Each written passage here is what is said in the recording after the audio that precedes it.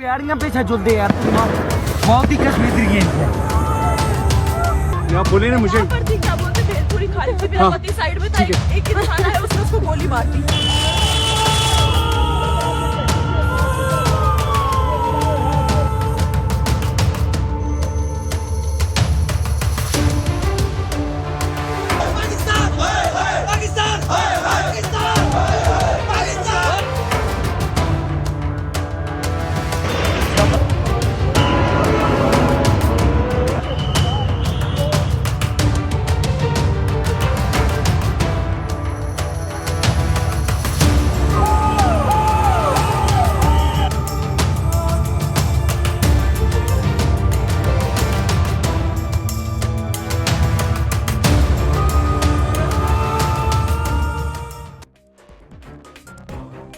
ദൂരെ ദൂരെ കടുകുപൂത്ത മഞ്ഞപ്പാടങ്ങൾ, ആപ്പിൾ പൂക്കൾ, മഞ്ഞുമലകൾ.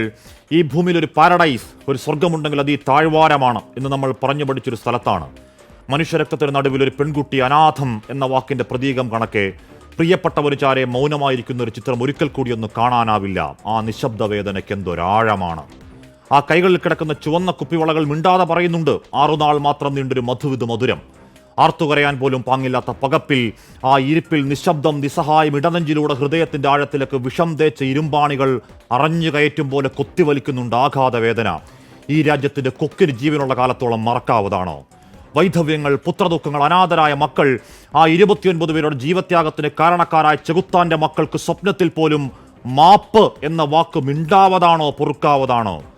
അന്ന് പത്താൻകോട്ടിൽ, പുൽവാമയിൽ, ഉറിയിൽ, അമർനാഥിൽ, റിയാസിയിലൊക്കെ കുരുതുകൾക്ക് ശേഷം പറഞ്ഞ പോലെ അടിച്ചുവെച്ച മട്ടിലാണ് റെഡിമെയ്ഡ് പ്രതികരണം. ഞങ്ങൾക്ക് പങ്കില്ല എന്നാണ് പാകിസ്ഥാന്റെ പറച്ചിൽ. വെറും വ്യാജ വർത്താനം. എന്നിട്ടൊരു അലങ്കാരം പോലെ അയൽ രാജ്യത്തിന് അനുശോചനം. ആർക്ക് വേണമടോ കൊണ്ടുപോയി പുഴുങ്ങി തിന്ന്. നിങ്ങളുടെ ആത്മാർത്ഥതയില്ലാത്ത വെറും വാക്ക് മിസ്റ്റർ ഷഹബാസ് ഷരീഫ് അഥവാ രാജ്യത്തിന്റെ പ്രധാനമന്ത്രി. സൈന്യത്തോട് നേർക്കുനേർ നിൽക്കാൻ ധൈര്യമില്ലാത്ത പേടിത്തൂറികൾ. തോക്കെടുത്ത് നിരായുധരായ സാധാരണക്കാരെ കൊന്നൊടുക്കിയതിന്റെ സൂത്രധാരൻ സൈഫുള്ള കസൂരി ഹാഫിസ് സയ്യിദിന്റെ വലം കൈയാണെങ്കിൽ, ഇന്ത്യ വിരോധം കൊണ്ട് പിഴച്ചു പൊളിച്ച പാക് പട്ടാളത്തിന്റെ തലച്ചോറാണെങ്കിൽ, ISIയുടെ സാമന്തനാണെങ്കിൽ ഞങ്ങൾക്ക് പങ്കില്ലെന്ന പച്ചക്കള്ളം പാകിസ്ഥാനെ പോയി പള്ളി പറ. മറന്നവരാണ് നിങ്ങൾ. പരാജയത്തിൽ ഉളുപ്പില്ലാതെ മുട്ടുകുത്തി ജീവന് വേണ്ടി തണ്ടിയ മേധാവി നിയാസയെ ഞങ്ങൾ വെറുതെ വിട്ട നാണം കിട്ട ചരിത്രം. കാർഗിൽ തിരിച്ചോട്ടം, ബലാക്കോട്ടിന്റെ നീലാകാശ് നിറഞ്ഞ മിറാഷ് വിമാനങ്ങൾ, താഴെ ചാമ്പലായി ചത്തുമലച്ചു കിടന്ന ഹാഫിസ് സയ്യിദ് അടവച്ചിറക്കിയ അന്തകവിത്തുകൾ, മരണവക്താക്കളൊക്കെയും മറന്നതാണെങ്കിൽ പഠിക്കുന്നില്ലെങ്കിൽ കാത്തിരിക്കുക ആവർത്തന ചരിത്രം. ചോര കൊണ്ട് അശനിവാദം. ഈ മഹാരാജ്യത്തിന്റെ പ്രതികാരം തടുക്കാൻ നിങ്ങളുടെ സൈനിക മേധാവി ഉണ്ടല്ലോ. ഇന്ത്യ വിരോധം തലക്ക് പിടിച്ച് വട്ടായൊരുത്തൻ അസീം മുനീർ, അയാളും അയാളുടെ കൂലിപ്പട്ടാളവും കുറച്ചുകൂടി മൂക്കണം. ചെറുക്കാമെങ്കിൽ ചെറുക്ക്.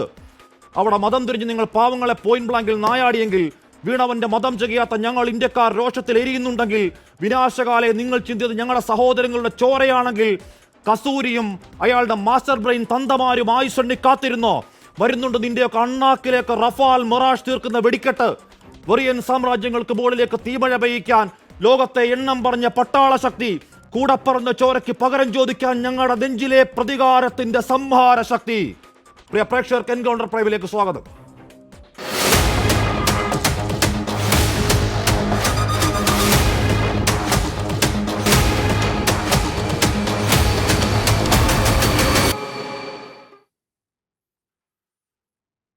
Shri major Ravi, Shri colonel S Dini, Raju P Nair, Shri Ullas Babu, brigadier doctor Mohan Pillai എന്നിവർ ചർച്ചയിൽ. ആദ്യം ഞാൻ കേണൽ എസ് ഡിനിയിലേക്ക് പോകുന്നു. ശ്രീ എസ് ഡിനി, അതായത് ഇപ്പോൾ നിർണായകമായ ഒരു ചർച്ച നടക്കുകയാണ്. ആ ചർച്ചയ്ക്ക് ശേഷം എസ് ജയശങ്കർ മാധ്യമങ്ങളോട് സംസാരിക്കുന്നുണ്ട്. എന്താണ് പല തലത്തിൽ പല അർത്ഥത്തിലുള്ള പ്രതിരോധ മാർഗങ്ങൾ, എന്താണ് തിരിച്ചടികൾ നമ്മൾ പ്ലാൻ ചെയ്യുന്നുണ്ട്. അടിയന്തിരമായി ചെയ്യേണ്ട കാര്യങ്ങൾ എന്താണ്? അടിയന്തിരമായി ചെയ്യേണ്ട സൈനിക തിരിച്ചടി ഏത് രീതിയിലാകണം ഡിന്നി? നോക്കൂ ശ്രീ ഹാഷ്മി, ഇതൊരു വളരെ സെൻസിറ്റീവ് ആയിട്ടുള്ള ഒരു ഇഷ്യൂ ആണ്. അതായത് ഏത് തരത്തിലുള്ള ഒരു തിരിച്ചടിയാണ് നമ്മൾ പ്രതീക്ഷിക്കുന്നത് അല്ലെങ്കിൽ നമ്മൾ ചെയ്യണം എന്നുള്ളത് തീർച്ചയായിട്ടും ഇത് ഡിസൈഡ് ചെയ്യുന്ന അല്ലെങ്കിൽ ഇത് തീരുമാനിക്കുന്ന ഏറ്റവും നമ്മുടെ നാടിൻ്റെ ഏറ്റവും ഹയസ്റ്റ് ലെവലിലുള്ള സെക്യൂരിറ്റി ഇതിനെക്കുറിച്ച് ഡീൽ ചെയ്യുന്ന പൊളിറ്റിക്കൽ ആയാലും ശരി, സൈനികമായാലും ശരി, അവരുടെ ലീഡർഷിപ്പ് തന്നെ ആയിരിക്കും. അപ്പം ഒരു കാരണവശാലും മറ്റാരും അതിനെക്കുറിച്ച് അറിവോ അല്ലെങ്കിൽ അതിനെക്കുറിച്ച് ഒരു രീതിയിലുള്ള ഒരു ഇൻഫർമേഷനോ കിട്ടാൻ സാധ്യതയില്ല. അത് ഒരിക്കലും അങ്ങനെ നടക്കാനും പോകുന്നില്ല. പക്ഷെ നമ്മളെല്ലാം ചില പഴയ എക്സ്പീരിയൻസ് വെച്ചും പഴയ രീതിയിലുള്ള കുറേ കാര്യങ്ങൾ വെച്ചും നമുക്ക് ചില കാര്യങ്ങൾ സൂചിപ്പിക്കാം, അല്ലെങ്കിൽ ഇങ്ങനെ ആയിരിക്കും എന്നുള്ള ഒരു ഇതിൽ മാത്രമേ നമുക്ക് സംസാരിക്കാൻ സാധിക്കൂ. ഇപ്പം ശ്രീ ഹാഷ്മി പറഞ്ഞ അതേ വികാരം തന്നെയാണ് എനിക്ക് തോന്നുന്നു ഇന്ന് ഭാരതത്തിലുള്ള എല്ലാ പൗരന്മാരുടെ മനസ്സിലുള്ളത്. അതായത് അത്രമാത്രം വേദന ഉണ്ടാക്കിയ ഒരു ഭീകരവാദ ഇൻസിഡന്റ് അല്ലെങ്കിൽ ഇഷ്യൂ ആയിരുന്നു നമ്മൾ ഇന്നലെ കണ്ടത്. അപ്പോൾ അതിന് ഒരു കാരണവശാലും ഒരു തിരിച്ചടി, അതും നമുക്ക് കാണാൻ പറ്റുന്ന രീതിയിലുള്ള വിഷ്വൽ ആയിട്ടുള്ള നമ്മളെ മനസ്സിനകത്ത് അത് അങ്ങനെ ഒരു കാര്യം നടന്നു എന്ന് കണ്ട് ബോധിക്കുന്ന രീതിയിലുള്ള ഒരു തിരിച്ചടി ആയിരിക്കും നടക്കുന്ന സൈനിക തലത്തിൽ. പക്ഷെ അതല്ലാതെ തന്നെ മറ്റ് പല തലത്തിലുള്ള ഒരു ജോയിന്റ് ആയിട്ടുള്ള ഒരു രീതിയാണ് ഞാൻ കാണുന്നത്. കാരണം വെറും സൈനിക ലെവലിൽ മാത്രമല്ല. കാരണം ശ്രീ ഹാഷ്മി, എത്ര അടി കിട്ടിയാലും പഠിക്കാത്തൊരു രാജ്യമാണ് പാകിസ്ഥാന്റെ സൈന്യവും. അതിനകത്ത് അവർക്ക് നിലനിൽപ്പ് പോലും, അവർക്ക് തന്നെ സ്വന്തം കാലിൽ തന്നെ നിൽക്കാൻ പറ്റാത്തൊരു ശേഷിയില്ലാത്തൊരു രാജ്യമാണ്. അവർക്ക് ഡെയിലി അവർക്ക് ഫുഡ് കഴിക്കണമെങ്കിൽ അവർ ആരെങ്കിലും അടുത്ത് ഭിക്ഷ ചോദിച്ചാലേ ഒക്കെ പറ്റത്തുള്ളൂ. ഇലക്ട്രിസിറ്റി ഇല്ല, വെള്ളമില്ല, പെട്രോൾ ഇല്ല, ഒന്നുമില്ല. അവരുടെ ആകെ ഉള്ളത് ഭീകരവാദികളാണ്. ആ ഭീകരവാദികളെ മറ്റ് രാജ്യങ്ങൾ, എന്തിനാ അഫ്ഗാനിസ്ഥാനിലേക്ക് വരെ പറഞ്ഞയച്ച് അവിടെ പ്രശ്നം ഉണ്ടാക്കാൻ നടക്കുന്ന ഒരു രാജ്യമാണ് പാകിസ്ഥാൻ. അപ്പോൾ അങ്ങനെയുള്ള രാജ്യത്തിലേക്ക് നമ്മൾ തിരിച്ചടി കൊടുക്കുമ്പം ഈ എല്ലാ കാര്യം, അതായത് എത്ര അടി കിട്ടിയാലും പഠിക്കാത്ത രാജ്യമാണെന്ന് നമുക്ക് മനസ്സിലാക്കി ആയിരിക്കും ഇവർ തിരിച്ചടി ചെയ്യുന്നത്. കാരണം ഇനി ഒരു അടി അവർ കിട്ടിയിട്ടുണ്ടെങ്കിൽ അത് കുറച്ച് വർഷത്തേക്കെങ്കിലും, കാരണം എന്നേക്കും അവർ അടങ്ങിയിരിക്കാൻ പോകുന്നില്ല. കാരണം എൻ്റെ വിശ്വാസം പാകിസ്ഥാൻ സൈന്യം എന്ന് വരെ ഉണ്ടോ അന്ന് വരെ ഇതേപോലത്തെ കാര്യങ്ങൾ നമുക്ക് മാത്രമല്ല ലോകത്തെ എല്ലാ സ്ഥലത്തും അവർ ഈ ഭീകരവാദമായിട്ട് നടക്കും. അപ്പോൾ പാകിസ്ഥാൻ സൈന്യം എന്ന് ഇല്ലാതാവുന്നോ അന്ന് ഈ ഏരിയയിൽ സമാധാനം വരും. അപ്പോൾ അങ്ങനെയുള്ള ഒരു റിയാക്ഷനാണ് ഞാൻ കാണുന്നത്. അത് എങ്ങനെയാണെന്ന് നമുക്ക് ആർക്കും വ്യക്തമായിട്ട് പറയാൻ സാധിക്കില്ല. പക്ഷെ ഒരു കാര്യം വളരെ ഉറപ്പാണ്, സൈന്യം ഇന്നത്തെ ഈ പറയുന്ന വർഷങ്ങളൊക്കെ സൈന്യവും തീവ്രവാദികളും നമ്മൾ പല ഏറ്റുമുട്ടൽ നടക്കുന്നുണ്ട്. സൈന്യത്തിന് രക്തസാക്ഷിത്വം ഉണ്ടാവുന്നുണ്ട്, തീവ്രവാദികൾ കൊല്ലപ്പെടുന്നുണ്ട്. ഇതങ്ങനെയല്ലല്ലോ. നോക്കൂ ശ്രീയസ്, ഇനി അവിടെ ഈ പറയുന്ന താഴ്വാരത്തിന്റെ സൗന്ദര്യം ആസ്വദിക്കാൻ വെക്കേഷൻ കാലത്ത് അച്ഛനമ്മമാർക്കൊപ്പം കൂടപ്പിറപ്പുകൾക്കൊപ്പം മക്കൾക്കൊപ്പം അങ്ങോട്ടേക്ക് വരുന്ന കുറച്ച് പരമസാധു മനുഷ്യരല്ലേ, പാവങ്ങളല്ലേ, അവരെ പിടിച്ചു നിർത്തി പോയിന്റ് ബ്ലാങ്കിൽ പേര് ചോദിച്ച് നാട് ചോദിച്ച് വെടിവെച്ച് കൊല്ലുന്നത് അങ്ങേയറ്റം ബ്രൂട്ടലല്ലേ? ഡിന്നി അപ്പോ ബ്രൂട്ടലായ ഒരു പ്രതികരണം അർഹിക്കുന്നുണ്ട് ഈ അതിന്റെ മാസ്റ്റർ ബ്രെയിൻസ്. ആബ്സല്യൂട്ട്ലി, അതിനകത്ത് യാതൊരു സംശയമില്ല ശ്രീ ഹാഷ്മി. ഏത് സൈഫുള്ള കസൂരി ആയാലും ശരി, അവന്റെ ഫ്യൂസ് ഊരുന്ന കാര്യം തന്നെ ആയിരിക്കും ആർമി ചെയ്യാൻ പോകുന്നത്, ഇന്ത്യൻ ആർമി ചെയ്യാൻ പോകുന്നത്, ഇന്ത്യൻ എയർഫോഴ്സ് ചെയ്യാൻ പോകുന്നത്. അതിനകത്ത് യാതൊരു സംശയമില്ല. പക്ഷെ ഞാൻ പറഞ്ഞു വന്നത്, ഇപ്പൊ നമ്മൾ ഒന്ന് മനസ്സിലാക്കുക, ഊരിയും ബാലാക്കോട്ട് പുൽവാമയും അത് സൈനികർ അഗെയിൻസ്റ്റ് ആയിരുന്നു. അന്ന് സൈനികരുടെ അഗെയിൻസ്റ്റ് ആയിട്ട് ചെയ്ത ആ ഒരു ആക്ഷൻ അഗെയിൻസ്റ്റ് ആണ് നമ്മൾ സർജിക്കൽ സ്ട്രൈക്കും ബാലാക്കോട്ട് എയർ സ്ട്രൈക്കും ചെയ്തത്. ഇത് ശ്രീ ഹാഷ്മി പറഞ്ഞ പോലെ ഒരു കാരണവശാലും ഒരു കാര്യത്തിലും ഇടപെടാത്ത സാധാരണക്കാരായ മനുഷ്യർ അവരുടെ സ്വന്തം കുടുംബാംഗങ്ങളുമായിട്ട് കുറച്ച് നല്ല ഓർമ്മകൾക്കായിട്ട് വന്ന സ്ഥലത്ത് വെച്ചിട്ടാണ് പേര് ചോദിച്ച് ഓരോരുത്തരെ ആണുങ്ങളെ മാറ്റി നിർത്തി പോയിന്റ് ബ്ലാങ്കിൽ വെടിവെച്ചത്. അപ്പം ആ ലക്ഷ്മണ രേഖ അല്ലെങ്കിൽ ആ റെഡ് ലൈൻ ക്രോസ് ചെയ്തിരിക്കുന്നു, അതിനകത്ത് യാതൊരു സംശയമില്ല. അപ്പം ഏറ്റവും ഭയാനകമായിട്ടുള്ള ഏറ്റവും തീവ്രമായിട്ടുള്ള തിരിച്ചടി തന്നെ ആയിരിക്കും ഇത് നടക്കാൻ പോകുന്നത്. കാരണം അതിൽ കുറഞ്ഞ ഒരു കാര്യവും നമ്മളെ മനസ്സിനകത്ത് അത് ഒരു ഭാരതം എന്നുള്ള ഒരു ആ രാജ്യത്ത് അല്ലെങ്കിൽ രാഷ്ട്രത്തിൽ ഒരിക്കലും അതിൽ കുറഞ്ഞ് നമുക്ക് അക്സെപ്റ്റ് ചെയ്യാൻ സാധിക്കില്ല. കാരണം ഇന്ന് നമ്മൾ എത്രയൊക്കെ ഇവിടെ സ്റ്റുഡിയോയിൽ ഇരുന്ന് പറഞ്ഞാലും ആ 28 ഫാമിലീസിന്റെ അവരുടെ കാര്യം ഒന്ന് ആലോചിച്ച് നോക്കുക, കശ്മീരികളുടെ കാര്യം ഒന്ന് ആലോചിച്ച് നോക്കുക. അവർക്ക് ഒരുവിധം പിടിച്ച് തിരിച്ച് ജീവിതത്തിലേക്ക് വരുന്ന ഒരു സമുദായം, അവരുടെ ഈ ജോലിയും അവരുടെ ജീവിത മാർഗം എല്ലാം അടച്ച രീതിയിലേക്കാണ് ഇത് ചെയ്തിട്ട്. അതുകൊണ്ടാണ് ഇന്ന് കശ്മീരിൽ പോലും പ്രതിഷേധം ഇത്രയും ശക്തമായിട്ട് പുറത്തു വരുന്നത്. അപ്പൊ ഇതിനെല്ലാം പകരം ചോദിക്കണം, അതിനകത്ത് യാതൊരു സംശയമില്ല. ഇതൊരു ചെസ്റ്റ് തമ്പിങ്ങോ അങ്ങനൊന്നുമല്ല, ഇതൊരു രാജ്യത്തിന്റെ ഒരു രാഷ്ട്രത്തിന്റെ വികാരമാണ്. ആ വികാരം മാനിച്ചുകൊണ്ട് തന്നെ ആയിരിക്കും ഇതിനുള്ള തിരിച്ചടി എന്നാണ് എനിക്ക് പറയാനുള്ളത്. ശ്രീ മേജർ രവി, ഞങ്ങൾക്ക് പങ്കില്ല എന്ന് പാകിസ്ഥാൻ വെറുതെ കള്ളം പറയുന്നുണ്ട്. അതുമാത്രമല്ല, എന്താണ് മണിപ്പൂരിൽ നോക്കൂ, അസമിൽ നോക്കൂ, അവിടെ നോക്കൂ, ഇവിടെ നോക്കൂ, അവിടെയൊക്കെ ഇന്ത്യക്ക് ഭരണകൂടത്തിൻ്റെ റവല്യൂഷനാണ്. ഒന്നാം തരം കള്ളമാണ്. നമുക്കൊന്നല്ല, എന്തിന് മുംബൈ ഭീകരാക്രമണത്തിൽ പോട്ടെ, കാർഗിൽ ഭീകരാക്രമണത്തിൽ ഞങ്ങൾക്ക് പങ്കുണ്ട് എന്ന് പാകിസ്ഥാൻ സമ്മതിച്ചിട്ടില്ല. പിന്നാണോ ഈ ഭീകരാക്രമണം? ഇവിടെ ശ്രീ മേജർ രവി, ഇത് പക്ഷേ സാധാരണ ഉണ്ടാകുന്ന തീവ്രവാദി ആക്രമണങ്ങൾ പോലെയല്ല, വളരെ പ്ലാൻഡ് ആണ്. പ്ലാൻഡ് എന്ന് പറഞ്ഞാൽ ടു ബി പ്രിസൈസ്, അങ്ങേയറ്റം എല്ലാ കാര്യത്തിലും വളരെ പ്ലാൻഡ് ആണ്. ഇതിനോടകം അവിടെ ഈ മേഖല വളഞ്ഞു എന്ന് പറയുമ്പോൾ പോലും ഇപ്പോഴും ഒളിച്ചിരിക്കാനുള്ള സങ്കേതങ്ങൾ അവർ കണ്ടെത്തിയിട്ടുണ്ട്. ഈ പറയുന്ന വിളിച്ചു നിർത്തി പേര് ചോദിക്കൽ കേട്ട് വെടിവെച്ച് കൊല്ലുക എന്ന് പറയുന്നത് ശ്രീ മേജർ രവി, ഇവർക്കെന്ത് ഹിന്ദു, ഇവർക്കെന്ത് മുസ്ലിം, ഇവരുടെ മുന്നിൽ ശത്രുക്കൾ ഇന്ത്യക്കാർ മാത്രമല്ലേ? അപ്പോൾ ആ പറയുന്ന ആ കാണിച്ച ഗൂഢതന്ത്രത്തിന് പോലും, കുടിലതന്ത്രത്തിന് പോലും ഇവന്മാരുടെ ഉള്ളിലെ ഒരു സിനിക്കൽ ഡിസൈനില്ലേ ശ്രീ മേജർ രവി, താങ്കൾ രാവിലെ പറഞ്ഞതുപോലെ?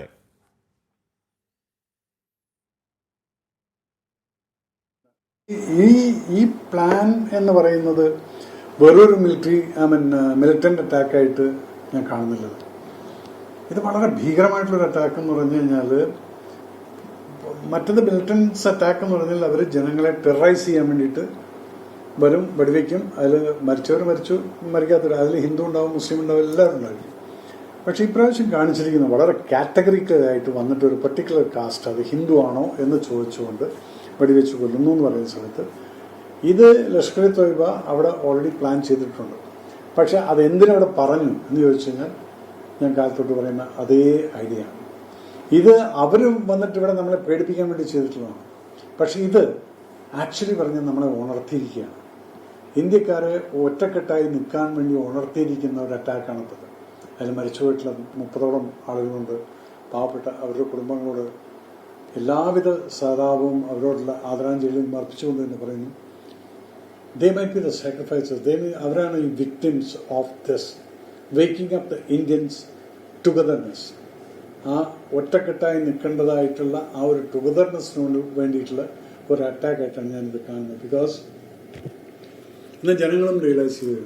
ഞാൻ ഈ കാലത്ത് പറഞ്ഞതിന് അതിൻ്റെതായിട്ടുള്ള റിയാക്ഷൻസ് എനിക്ക് വരുന്ന മെസ്സേജുകൾ, ഓഫ്കോഴ്സ് കഴിഞ്ഞ ആഴ്ചയിൽ കുറെ എന്നെ പൊങ്കാലായിട്ടുള്ള കുറെ ഇഷ്യൂസൊക്കെ ഉണ്ടായിട്ടുണ്ട്. ഞാൻ നുണ പറഞ്ഞൊന്നുമല്ല, ഞാനിപ്പോഴും പറഞ്ഞു ഞാൻ നുണ പറഞ്ഞിട്ടില്ല. അത് പിന്നീട് അതിനെക്കുറിച്ച് സംസാരിക്കണ്ട. പക്ഷെ അവിടെ അവർ പറഞ്ഞിട്ടുള്ളൊരു കാര്യമുണ്ട്. സാർ പറഞ്ഞ ഈ ഒരു പോയിന്റ് അത് നമ്മളാരും ചിന്തിക്കാത്തൊരു പോയിന്റാണ്. ശരിയല്ല. എന്തിനാണ് ഇവൻ ഹിന്ദു ആണോ എന്ന് ചോദിച്ച് ഇന്നവരെ കശ്മീരി മിലിറ്റൻസിയിൽ 80s നടത്തുന്നുണ്ട്. ഹിന്ദു ആണോ മുസ്ലിം ആണോ എന്ന് പറഞ്ഞ് അവർ വെടിവെച്ച് കൊല്ലുമായിരുന്നു. മുസ്ലിംസിനെ മാറ്റി നിർത്തിക്കൊണ്ട് ഹിന്ദുക്കളെ വെടിവെച്ച് കൊല്ലുമായിരുന്നു. അതെന്താണെന്ന് വെച്ചാൽ 80s മിലിറ്റൻസി വന്ന സമയത്ത് പണ്ഡിറ്റ്ജീസ്, അവിടുത്തെ കശ്മീരി പണ്ഡിറ്റുകൾ പലായനം ചെയ്തുകൊണ്ടിരിക്കുന്ന സമയത്ത് പല മുസ്ലിം ഫാമിലീസും ഇവർക്ക് അഭയം കൊടുത്തിട്ടുണ്ട്. അങ്ങനെ അഭയം കൊടുത്തിട്ടുള്ള വില്ലേജുകളെ ഇവർ തെരഞ്ഞു പിടിച്ചിട്ട് ഈ മിലിറ്റൻസ് അറ്റാക്ക് വരും. അങ്ങനെ അവിടെ ഹിന്ദു അല്ല മുസ്ലിം ആണെന്നും പറഞ്ഞ് അവരെ പോലെ തന്നെ വേഷധാരണം ചെയ്ത് നിൽക്കുന്ന ആളുകളെ തിരിച്ചറിയാൻ വേണ്ടി അവർ മാറ്റി നിർത്തിക്കൊണ്ട് ഇതുപോലെ നോക്കിയിട്ട് അവർ മുസ്ലിം ആണോ എന്ന് ചെക്ക് ചെയ്തുകൊണ്ട് വെടിവെച്ച് കൊള്ളുന്നൊരു സിസ്റ്റം അന്നുണ്ടായിരുന്നു. പക്ഷെ പിന്നീടത് അവിടുത്തെ കശ്മീരി പണ്ഡിറ്റുകളെല്ലാം അവിടുന്ന് പലായനം ചെയ്ത് പോയതിനു ശേഷം പിന്നീട് ഇങ്ങനൊരു സംഭവം അവിടെ നടന്നിട്ടില്ല. അപ്പൊ ഇത്രയും കാലത്തിന് ശേഷം ഇപ്പം എന്തെങ്കിലും ചോദ്യം, പെഹൽഗാമിനകത്ത് അധികം നോക്കിക്കഴിഞ്ഞാൽ ഹാർഡ്ലി 4-5 അമ്പലങ്ങളും ഈ അതിന് ചുറ്റുവട്ടമുള്ള കുറച്ച് ഹിന്ദുക്കൾ വെച്ച് ബാക്കി എല്ലാവരും മുസ്ലിംസിന്. അപ്പൊ ഇവിടെ വന്നിട്ട് ഈ ചോദിക്കുന്ന പിന്നെ അവിടുത്തെ ടൂറിസ്റ്റുകളെ തേടി പിടിച്ചുകൊണ്ട് ചെയ്യുന്നു. ഇത് it's A double edge weapon which they have played. ഒന്ന്, അവിടെയുള്ള ഈ കാശ്മീരിന്റെ 370 ആർട്ടിക്കിൾ പോയതിനു ശേഷം ജനങ്ങൾ സുഖിച്ചുകൊണ്ട് അവര് ഗവൺമെന്റിനോട് ചേർന്ന് നിന്നുകൊണ്ട് ജീവിതം മുന്നോട്ട് പോയിക്കൊണ്ടിരിക്കുന്ന ഈ 4ാമത്തെ വർഷത്തിൽ അതിൽ നിന്ന് അവർക്ക് മാറ്റിയെടുക്കണം. അത് മാറ്റിയെടുക്കാൻ വേണ്ടിയിട്ടുള്ള പാകിസ്ഥാൻ്റെ ഒരു സാജിഷം പറയും. അവരൊരു ഒരു കളിയാണ് കളിച്ചിരിക്കുന്നത്. പക്ഷെ എന്തേ നിങ്ങൾ ഇവിടെ വന്നിട്ട് ഈ ഹിന്ദു ആണോ എന്നുള്ള ചോദ്യം ചോദിച്ചിരിക്കുന്നു. അതെന്താണ്? അപ്പം നമ്മുടെ നാട്ടിനകത്തും നമുക്ക് ശത്രുക്കളുണ്ടെന്നുള്ള തീരുമാനമെടുക്കും. ഈ ഒരു ഡയലോഗ് കൂടെ പറയണമെങ്കിൽ അതിന് വേറൊരു അർത്ഥമുണ്ട്. ഹിന്ദുവാണെന്ന് ചോദിച്ചുകൊണ്ട് മുസ്ലിം ടെററിസ്റ്റുകൾ വന്ന് വെടിവെച്ച് കൊന്നു കഴിഞ്ഞാൽ അവിടെ ഒരു മിസ്അണ്ടർസ്റ്റാൻഡിങ് വരുന്നുണ്ട്. എന്താണ്? മുസ്ലിംസ് ഹിന്ദുക്കളെ തെരഞ്ഞു പിടിച്ച് വെടിവെച്ച് കൊന്നു. അതിനെയാണ് ഞാൻ പറയുന്നത്, ജനങ്ങൾ ഇത് നിങ്ങൾക്കൊരു ഉണരാനുള്ള ഒരു സന്ദർഭമാണ്. ശരി, താങ്കൾ പറയുന്നത് അത്തരത്തിൽ അവരുടെ കുടിലമായ ബുദ്ധിയിൽ അവരൊരുക്കുന്ന കെടിയിൽ പോയി നമ്മൾ വീണുകൂടാ എന്നാണ് ശരിയായ കാര്യവുമാണ്. ഞാൻ അങ്ങനെയൊക്കെ എത്താം. ശ്രീ രാജു പി നായർ, ഇത് സാധാരണഗതിയിൽ ഉണ്ടാവുന്ന ആ മേഖലയിൽ ഒന്നാമത്തെ കാര്യം, ഈ പറയുന്ന പഹൽഗാം എന്ന് പറയുന്നത് ലൈൻ ഓഫ് കൺട്രോൾ ഒന്നുമല്ല, കുറേ അധികം അകത്താണ്. സാധാരണഗതിയിൽ ഉണ്ടാവുന്ന ഏറ്റുമുട്ടലിൻ്റെ ഫോർമാറ്റ് അല്ല ആ ഫോർമാറ്റ്. ഒന്നാമത്തെ കാര്യം, നിരായുധരാണ്, പാവങ്ങളാണ്, ടൂറിസ്റ്റുകളാണ്. രാജ്യത്തിൻ്റെ സാധാരണഗതിയിൽ ഉണ്ടാകുന്ന ആക്രമണം അവിടുത്തെ കാശ്മീരികൾക്ക് നേരെയാണെങ്കിൽ ഇത് രാജ്യത്തിൻ്റെ വിവിധ സംസ്ഥാനങ്ങൾ ഉള്ള ആളുകളും വിദേശികളുമായ ആളുകൾക്കും നേരെ ഉണ്ടാകുന്ന ആക്രമണമാണ്. രാജ്യത്തിനെതിരായ വെല്ലുവിളിയാണ്. രാജു പി നായർ, രാജ്യത്തിനെതിരായ വെല്ലുവിളിയിൽ അർഹിക്കുന്ന മറുപടി നൽകേണ്ടത് ഏത് രീതിയിൽ ആണ് എന്നുള്ളതാണ് കോൺഗ്രസ് നിലപാട്, പ്രതിപക്ഷ നിലപാട്. ഒരു സംശയവും വേണ്ട. ഇത് നമ്മളെല്ലാവരും പറയുന്ന പോലെ ഇത് ഏതെങ്കിലും വ്യക്തികൾക്കെതിരെയോ അല്ലെങ്കിൽ ഒരു പ്രദേശത്തിനെതിരെയോ ഉള്ളത് രാജ്യത്തിൻ്റെ പരമാധികാരത്തിനെതിരെ, രാജ്യത്തിനെതിരെയുള്ള ആക്രമണമാണ്. അത് തീർച്ചയായിട്ടും ഏറ്റവും ശക്തമായ മറുപടി തന്നെ അത് പാകിസ്ഥാന് കൊടുക്കേണ്ടതായിട്ടുണ്ട്. കാരണം പാകിസ്ഥാൻ ഒരിക്കലും ഇത് നേരത്തെ അങ്ങ് സൂചിപ്പിച്ച പോലെ തന്നെ ഇതിനു മുമ്പ് നടന്നിട്ടുള്ള ഒരു ആക്രമണത്തിലും അതിൻ്റെ ഉത്തരവാദിത്വം ഏറ്റെടുത്തിട്ടില്ലല്ലോ. അല്ലെങ്കിൽ നടപടികൾ ഉണ്ടായിട്ടില്ല. പലപ്പോഴും ഭീകരവാദികൾക്ക് മുഴുവൻ താവളം ഒരുക്കുന്ന ഒരു രാജ്യമായിട്ട്, ഒരു ഭീകര രാജ്യമായിട്ട് തന്നെ പാകിസ്ഥാൻ മാറിയിട്ടുണ്ട്. ഞാൻ ഇതിനകത്ത് ഒട്ടേറെ ചോദ്യങ്ങളും അല്ലെങ്കിൽ മുൻകാലത്തിലെ കാര്യങ്ങളെക്കുറിച്ചൊക്കെ നമുക്ക് പറയാനുണ്ടാവും. പക്ഷേ അതെല്ലാം മാറ്റിവെച്ചുകൊണ്ട് തന്നെ രാജ്യം ഒരുമിച്ച് നിന്നുകൊണ്ട് സർക്കാരിന് മുഴുവൻ പിന്തുണയും കൊടുത്തുകൊണ്ട് പാകിസ്ഥാനെതിരായിട്ടുള്ള തിരിച്ചടി അല്ലെങ്കിൽ ഈ ആക്രമണത്തിന് ശക്തമായ മറുപടി കൊടുക്കുക എന്നുള്ളത് തന്നെയാണ്. അതിനകത്ത് ഒരാൾക്കും അതിനകത്ത് രണ്ടാമതൊരു അഭിപ്രായമില്ല.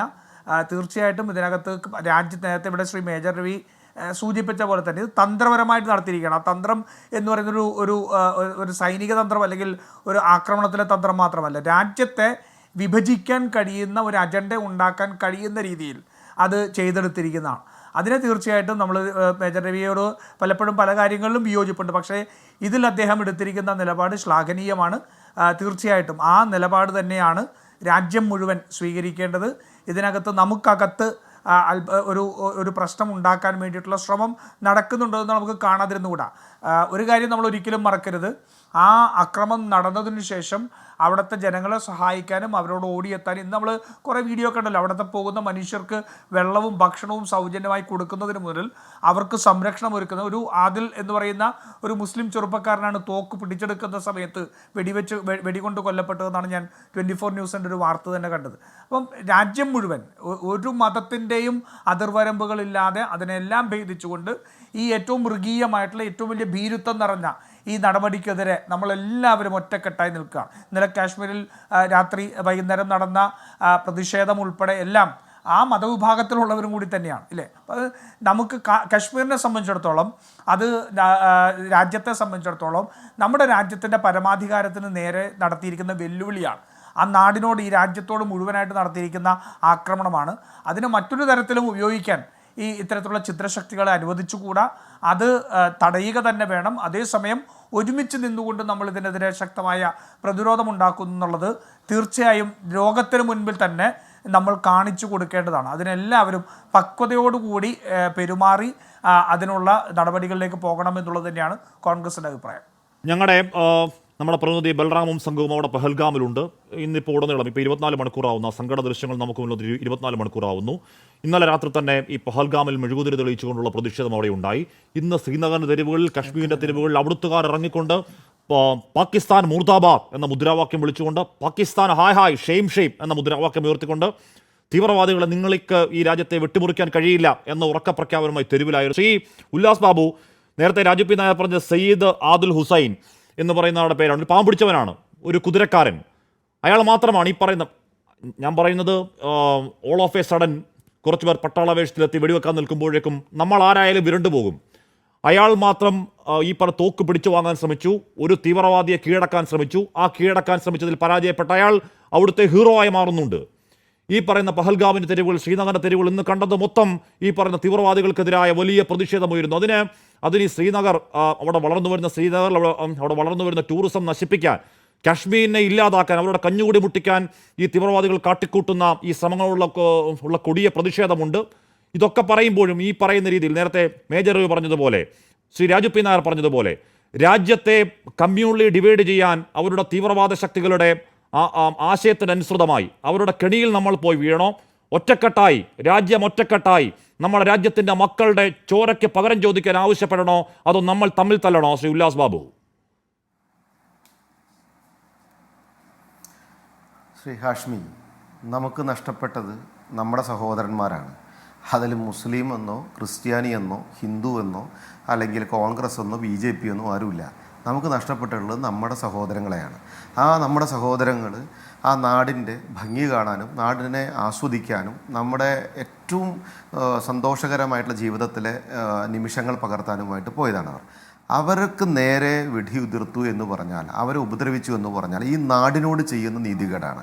അവിടെ അവർ എടുത്തിട്ടുള്ള സ്റ്റാൻഡ് എന്ന് പറയപ്പെടുന്നത് അത് മതപരമായിട്ടുള്ള കാര്യങ്ങളായിരിക്കാം, അതിൽ വർഗീയത ഉണ്ടാക്കിയിരിക്കാം, അതിനകത്ത് ഇന്ത്യ ജനത 2ആയി പിരിഞ്ഞോട്ടെ 4ആയി പിരിഞ്ഞോട്ടെ എന്ന് അവർക്ക് ഉദ്ദേശമുണ്ടാകാം. നമുക്ക് നഷ്ടപ്പെട്ട സത്യസന്ധരായിട്ടുള്ള നമ്മുടെ സഹോദരന്മാരെ സംബന്ധിച്ചിടത്തോളം അവരുടെ ജീവിതത്തിന് അല്ലെങ്കിൽ അവൻ്റെ ജീവന് പരിപൂർണമായിട്ടും നമ്മൾ തിരിച്ച് തന്നെ ചോദ്യം ഉയർത്തിക്കൊണ്ടിരിക്കും, തിരിച്ച് തന്നെ ആക്രമിക്കും, ഒരു സംശയവും വേണ്ട. പാകിസ്ഥാനി പന്നികൾക്ക് മുന്നിൽ മുട്ടുമടക്കാനുള്ളവരല്ലല്ലോ നമ്മളാരും.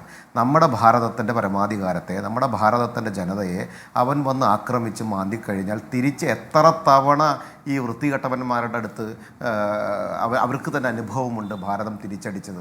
എന്നിട്ടും പഠിച്ചിട്ടില്ല എങ്കിൽ ഒരു സംശയവും വേണ്ട, ആ രാജ്യത്തെ സൈനിക ശക്തിയടക്കം തീവ്രവാദ ഹബ്ബുകളെ ക്രിയേറ്റ് ചെയ്തുകൊണ്ട് കൃത്യമായി ഇസ്ലാം തീവ്രവാദ ഹബ്ബുകളെ പാകിസ്ഥാൻ ക്രിയേറ്റ് ചെയ്യുകയാണ്. അവർ ഇന്ത്യയിൽ വന്ന് ഇന്ത്യയുടെ മതേതരത്തെ ചോദ്യം ചെയ്യുന്ന രീതിയിൽ ഇതുപോലെയുള്ള അഭ്യാസങ്ങൾ നടത്തിയാൽ നമുക്കതൊന്നും നോക്കിയിരിക്കാണ്ട് ഇവൻ നടത്തിയിട്ടുള്ള divide and rule policy create ചെയ്യുന്നതൊന്നുമല്ല നമ്മുടെ തരം. നമ്മുടെ 28 എണ്ണാണ് പോയിരിക്കുന്നത്.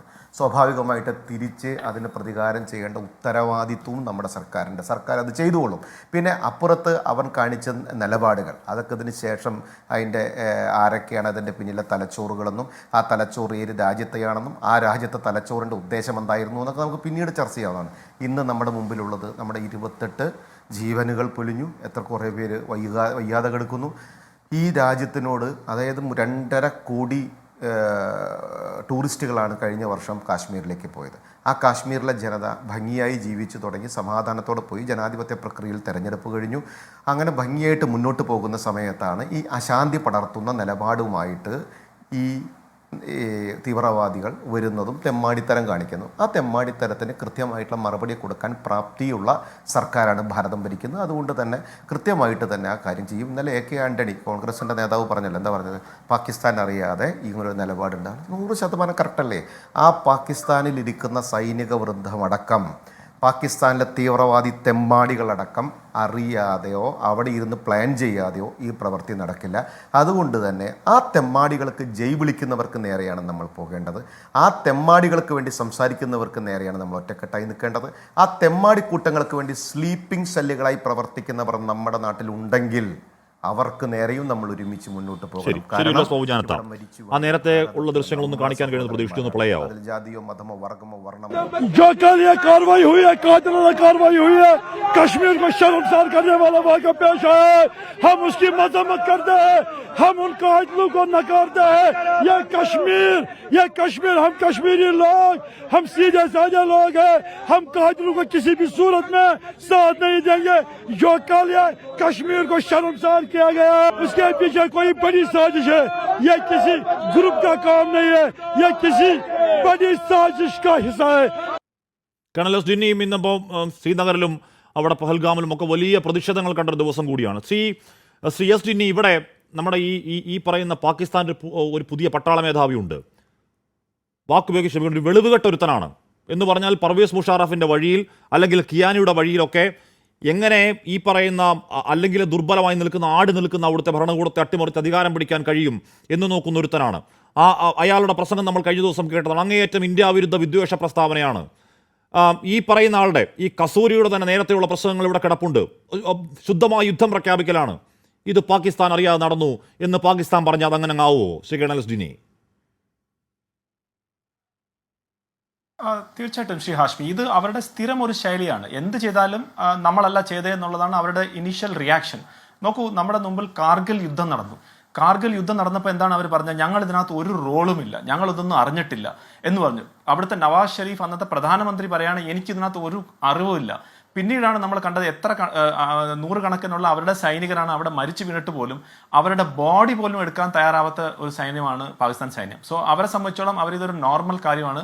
അവരുടെ സൈന്യത്തിനെ തന്നെ വളരെ ഒരു എന്താ പറഞ്ഞ ഈ യൂസ് ആൻഡ് ത്രോ എന്നുള്ള ഒരു രീതിയിലേക്ക് ഉപയോഗിക്കാൻ എടുത്ത് വലിച്ചെറിയുക എന്നുള്ള രീതിയാണ്. അപ്പോൾ അവരെ സംബന്ധിച്ചോളം ഇതൊന്നും ഒരു പ്രശ്നമല്ല.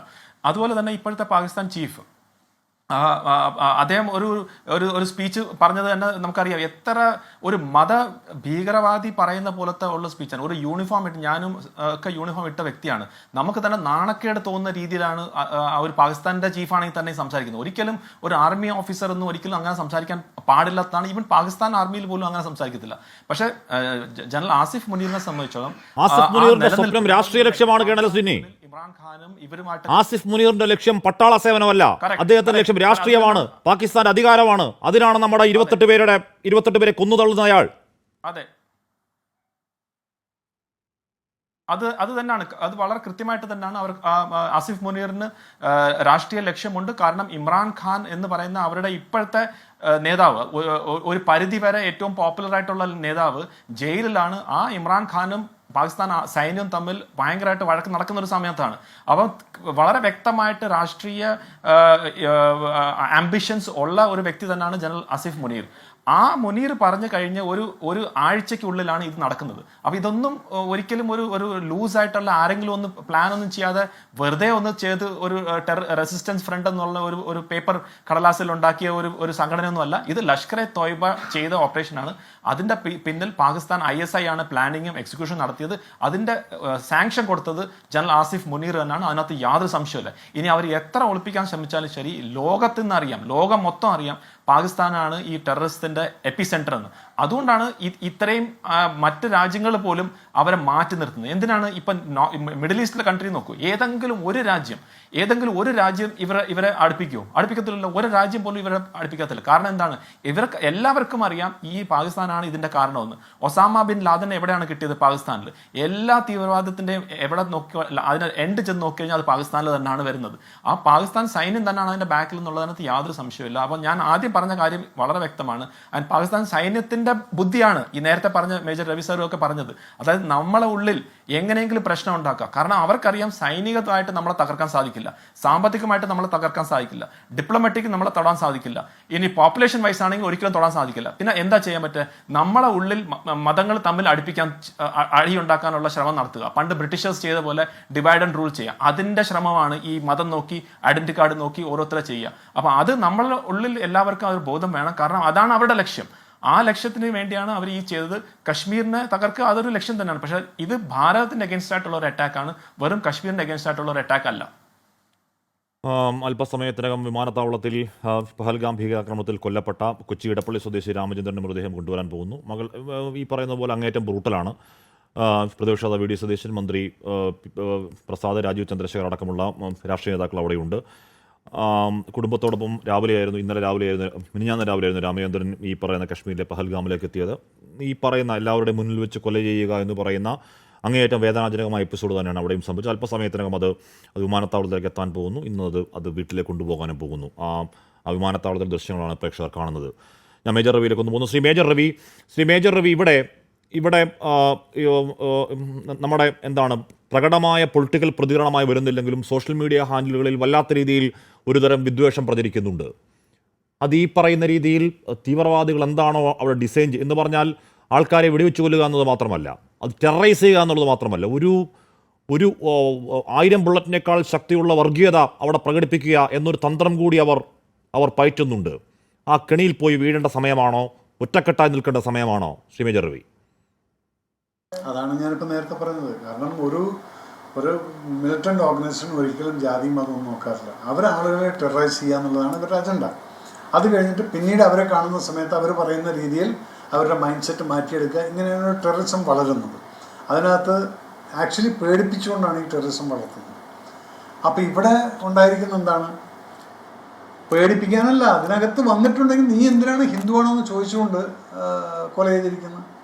ദാറ്റ് മീൻസ് ഈ ശബ്ദം ഇവിടെ ഇന്ത്യയിൽ മുഴുവൻ അലയടിക്കണം. അവന്മാർ വന്ന് ഹിന്ദുക്കളാണോ എന്ന് ചോദിച്ചുകൊണ്ട് കൊല ചെയ്തു. അപ്പോൾ അതാരാണ്? മുസ്ലിം ടെററിസ്റ്റുകൾ 4 പേരും 5 പേരും ഇപ്പം നമ്മൾ ഐഡൻറ്റിഫൈ ചെയ്തിട്ടുള്ള എല്ലാം മുസ്ലിംസാണ്. അപ്പോൾ ആ ഒരു മുസ്ലിം വന്നിട്ട് ഹിന്ദുവിനെ തെരഞ്ഞുപിടിച്ചുകൊണ്ട് കൊല്ലുന്നു എന്നുള്ള പറയുന്ന സമയത്ത് ഭീകരമായിട്ടുള്ളൊരു സാജിഷ്, അതിൻ്റെ ഒരു നയതന്ത്രമാണ് അവന്മാർ ചെയ്തിരിക്കുന്നത്. ഇതിൽ ജനങ്ങൾ ഇളകും. ഇവിടെ നമുക്കൊരു ഹിന്ദുവിൻ്റെയും മുസ്ലിമിൻ്റെയും റിഫ്റ്റ് ഉണ്ടാക്കാനുള്ള എല്ലാവിധത്തിലുള്ള പോസിബിലിറ്റീസും അവർ തന്നുകൊണ്ടാണ് ഈ കൊലയെ നടത്തിക്കൊണ്ട് അവർ ഇവിടെ നിന്ന് പോയിരിക്കുന്നത്. അങ്ങനെയുള്ളവർ ഒരിക്കലും നമ്മുടെ ഗവൺമെൻറ്റിന് വെച്ചിരിക്കാൻ പാടില്ല. അവർ പോയ വഴി തേടി പിടിച്ചുകൊണ്ട് അവർ താമസിക്കുന്ന സ്ഥലമാണെങ്കിലും ശരി, ട്രെയിനിങ് ചെയ്യുന്ന ക്യാമ്പാണെങ്കിലും, അത് പാകിസ്ഥാൻ ഒക്യുപ്പൈഡ് കാശ്മീർ എന്ന് മാത്രമല്ല പാകിസ്ഥാൻ അകത്താണെങ്കിലും ശരി, we should finish dum of. അല്ല വെറുതെ പാഠം പഠിപ്പിക്കാനല്ല, ഫിനിഷ് ദം ഓഫ്. ഇവരെവിടെ പോയാലും ഇതൊക്കെ തന്നെയാണ് ചെയ്യുന്നത്. സോ മനുഷ്യരാശിക്ക് ഇതൊക്കെ ഒരു ശരിക്കും പറഞ്ഞൊരു ശാപങ്ങളാണ്. ഇവരെല്ലാം ടെററിസ്റ്റ് എന്ന് പറയുന്നതാണ് ഭീരുക്കളായിട്ടുള്ള ഓരോ വർഗങ്ങൾ ഒളിച്ചിരുന്നുകൊണ്ട് ഫേസ് ഇല്ലാതെ അവിടെയും ഇവിടെയും ലോങ് ഐഡൻറ്റിറ്റിയിൽ കാര്യങ്ങൾ ചെയ്യുന്ന ആ ആൾക്കാരാണത്. അപ്പോൾ ഇവരെ നമുക്ക് ഒരിക്കലും ഫ്രീ ആയിട്ട് വിടാൻ പറ്റില്ല. അതിന് government has to take a strong action. Every Indian believe that government will take a strong action. ഉണ്ടായേ മതിയാവുള്ളൂ ശ്രീ. ഇത് നമ്മുടെ എല്ലാവിധ സഹിഷ്ണുതയ്ക്കും അപ്പുറമാണ്, നമുക്ക് താങ്ങാവുന്നതിൻ്റെ അപ്പുറമാണ്. ഏതെങ്കിലും തരത്തിൽ അങ്ങേയറ്റം നിരായുധരായ അവിടെ ഈ പറയുന്ന എന്താണ് കുട്ടികൾ ചാടിക്കളിക്കുന്ന ട്രംബലിനോ അങ്ങനത്തെ പറയുന്നൊരു സംവിധാനമുള്ളൂ. അതിനകത്ത് കുഞ്ഞുങ്ങൾ ചാടിക്കളിച്ചുകൊണ്ടിരിക്കുന്ന സമയത്ത് അവിടുത്തെ മനോഹാരിതയിലെല്ലാം മറന്ന് ഒന്ന് ചിരിച്ചുളിച്ചുകൊണ്ട് സമയത്ത് അങ്ങോട്ടേക്ക് വരികയും പോയിന്റ് ബ്ലാങ്കിൽ വെടിയുതിർക്കുകയും ചെയ്യുക എന്ന് പറയുന്നത് നിശംസതയുടെ പരമാവധിയാണ്. അതിന് മാപ്പർഹിക്കാത്തതാണ്. അതിന് തക്ക മറുപടി കൊടുത്തേ മതിയാവുള്ളൂ. ശ്രീ മോഹൻപിള്ള, ഇവിടെ നോക്കൂ, എത്രത്തോളം പ്രിസൈസ് ആയിരുന്നു അവരുടെ ഡിസൈൻ. അമേരിക്കൻ വൈസ് പ്രസിഡന്റ് ഇവിടെയുള്ള സമയമാണ്. ഇപ്പോൾ ആക്രമിച്ചാൽ ഈ ആക്രമണം ലോക ശ്രദ്ധയിലേക്ക് വരും എന്നിവർക്കറിയാം. രാജ്യത്തിൻ്റെ പ്രധാനമന്ത്രി സൗദിയിലാണ്. ഇസ്ലാമിക രാഷ്ട്രവുമായുള്ള ഒരു പ്രധാനപ്പെട്ട അവിടെ വലിയ വരവേൽപ്പ് കിട്ടുന്ന സമയമാണ്. ആ സമയത്ത് ഈ പറയുന്ന സ്ഥലത്ത് പട്ടാളത്തിന് അത്ര പെട്ടെന്ന് എത്താൻ കഴിയാത്ത, അല്ലെങ്കിൽ എന്തെങ്കിലും ഫെറ്റാലിറ്റി ഉണ്ടായാൽ ഏതെങ്കിലും തരത്തിൽ രക്ഷാപ്രവർത്തനം ഓൾമോസ്റ്റ് അസാധ്യമാകുന്ന ഒരു സ്ഥലത്ത്, ആക്രമണം നടത്തി കാട്ടിലേക്ക് മറയാൻ കഴിയുന്ന ഒരു സ്ഥലത്ത് വസ്ത്രത്തിൽ ക്യാമറ അല്ലെങ്കിൽ ഹെൽമെറ്റിൽ ക്യാമറ ധരിപ്പിച്ച ദൃശ്യങ്ങൾ പകർന്നത് എന്തിനാണ്? അവരുടെ മേലാളന്മാരെ കാണിച്ചു കൊടുക്കാനല്ലേ? തെളിവിന് വേണ്ടിയല്ലേ? എങ്ങനെയാണ് അത്രത്തോളം പ്രിസൈസ് ആയിട്ടുള്ള ഒരു നരാധമ പണി ചെയ്യാൻ അക്കൂട്ടർക്ക് സാധ്യമായിട്ടുണ്ടാവുക? ബ്രിഗേഡിയർ മോഹൻപിള്ള. ഹാഷ്മി, ഇത് ഒരു ശരിക്കും പറഞ്ഞു കഴിഞ്ഞാൽ ഒരു വെറും മനുഷ്യത്വരഹിതമായിട്ടുള്ള ഒരു മിലിറ്റന്റ് ഔട്ട്ഫിറ്റിൽ നിന്ന് ഒരിക്കലും നമുക്ക് മിലിറ്റൻസി ആണെങ്കിൽ പോലും അവർക്കും ഒരു ഡീസൻസി ഉണ്ട്. ഇത് ഒരു കോൾഡ് ബ്ലഡഡ് മർഡർ എന്ന് പറഞ്ഞു കഴിഞ്ഞാൽ അതൊരു വെറും ഭീരുത്വമാണ്. ഒരാളെ പിടിച്ചു നിർത്തിയിട്ട് പോയിന്റ് ബ്ലാങ്കിൽ ഫയർ ചെയ്ത്, അത് വലിയ ഗ്രേറ്റ്നെസ് ഒന്നുമല്ല, ആ ആളിൻ്റെ കാലിബറും അല്ല. അതുകൊണ്ട് അത് ടെററിസത്തിൻ്റെ ആംഗിളിൽ നമ്മൾ ആ ഒരു രീതിയിൽ കണ്ടു കഴിഞ്ഞാൽ waste side of the terrorism എന്നാണ് നമുക്ക് പറയാൻ പറ്റുന്നത്. ടെററിസ്റ്റ് എന്ന് പറഞ്ഞു കഴിഞ്ഞാൽ they should fight against the security force. Okay, അത് അങ്ങനെ 1-to-1 ഫൈറ്റ് ചെയ്താണെന്നുണ്ടെങ്കിൽ we can agree that is a terrorist activity. ഇതൊരു വേറെ ഒരു ആംഗിളില്ല. കാര്യം എന്ന് വെച്ച് കഴിഞ്ഞാൽ അതിൽ 2-3 കാര്യങ്ങൾ എനിക്കിതിന് പറയാനുള്ളത്. ഒന്ന്, ഇന്ത്യ ആസ് ഓഫ് നൗ ഇപ്പോഴത്തെ പ്രസന്റ് സിറ്റുവേഷനിൽ ഈ ടെററിസ്ഥാനേക്കാളൊക്കെ എത്രയോ മടങ്ങ്, ടെററിസ്ഥാൻ എന്ന് പറഞ്ഞു കഴിഞ്ഞാൽ കൺഫ്യൂസ് ആവരുത്, ഞാൻ എല്ലായ്പ്പോഴും എല്ലാ ചർച്ചകളിലും പാകിസ്ഥാൻ എന്ന് പേരെടുക്കില്ല, അത് ടെററിസ്ഥാൻ എന്ന് മാത്രമേ ഞാൻ പേരെടുത്ത് പറയാറുള്ളൂ. ഈ ടെററിസ്ഥാന് ഒരു കാരണവശാലും ഇന്ത്യയുടെ ഒരു ലെവലിൽ പോലും എത്താനുള്ള ഒരു സാഹചര്യമില്ല. ഇന്റർനാഷണൽ കമ്മ്യൂണിറ്റിയിൽ അമ്പേ പരാജയം. അവിടെ ജിഹാദ് ഫാക്ടറി അല്ലാതെ വേറെ ഒന്നുമില്ല. അപ്പോൾ ഇങ്ങനെ വരുന്ന ഈ ഒരു അവസരത്തിൽ ഒരു പൊളിറ്റിക്കൽ പോയിന്റ് എന്ന് പറഞ്ഞു കഴിഞ്ഞാൽ, അല്ലെങ്കിൽ കാർഗിലിൽ മുഷാറഫിൻ്റെ ഗെയിം, പാകിസ്ഥാനും ഇന്ത്യയും തമ്മിൽ ഡെമോക്രസിയിൽ ഇന്ത്യയിൽ ഒരു കാരണവശാലും ഓപ്പണായിട്ട് പറഞ്ഞു കഴിഞ്ഞാൽ ഒരു ആർമി ചീഫോ നേവി ചീഫോ അല്ലെങ്കിൽ എയർഫോഴ്സ് ചീഫോ ഒന്നും ഒരിക്കലും ഒരു പ്രസിഡന്റ് ആവുക അല്ലെങ്കിൽ പ്രൈം മിനിസ്റ്റർ ആകാൻ പറ്റില്ല എന്നല്ല, ജനറലി നോട്ട് പോസിബിൾ. അത് ആൾക്കാർ വോട്ട് ചെയ്യുവാണെങ്കിൽ പറ്റും, ഇല്ല. നേരെ മറിച്ച് പാകിസ്ഥാനിൽ നമ്മൾ കണ്ടിട്ടുള്ളത് ഇത് ആർമി ചീഫ് അധികാരം ടേക്ക് ഓവർ ചെയ്യുന്നതാണ് കണ്ടിട്ടുള്ളത്. ഇതിനകത്ത് 3-4 കാര്യങ്ങളുണ്ട്. കാര്യം, ആർമി ചീഫിന് എല്ലായ്പ്പോഴും ഒരാൾ ആർമി ചീഫ് ആകുമ്പോൾ തീർച്ചയായിട്ടും അയാൾ അടുത്ത പോസ്റ്റ് കാണുന്ന എന്താണ്, ഞാൻ രാജ്യം ഭരിക്കുക എന്നുള്ളതാണ്.